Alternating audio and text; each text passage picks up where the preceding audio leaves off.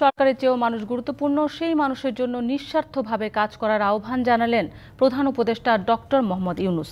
সমাজসেবা দিবস উপলক্ষে রাজধানীতে ওয়াকাথনের উদ্বোধন অনুযায়ী আয়োজনে তিনি বলেন, মানুষই পারে তার সবটুকু দিয়ে কাজ করতে, আর মানুষ এক হলে অনেক কিছু অর্জন করা সম্ভব। বৃহস্পতিবার সকাল কুয়াশায় ঢেকে আছে রাজধানী।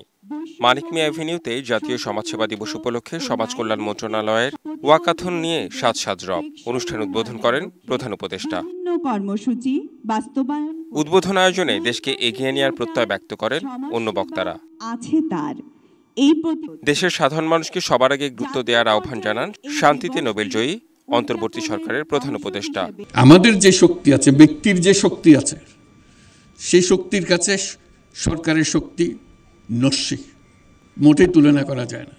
আমাদের শক্তি, ব্যক্তির শক্তি, এটা প্রচণ্ড শক্তি। একবার শুধু তাকে উন্মোচন করা, জাগিয়ে তোলা, সে জাগিয়ে তোলার দায়িত্ব নিয়ে আজকে সমাজসেবা দিবস। স্বাস্থ্য, শিক্ষা, সামাজিক খাতে কাজ করার অনেক সুযোগের কথা জানান ডক্টর মোহাম্মদ ইউনূস। সমাজসেবা এটা প্রতিটি মানুষের একটা অংশ, এটা কোনো পৃথক একটা চাপিয়ে দেওয়া বিষয় না।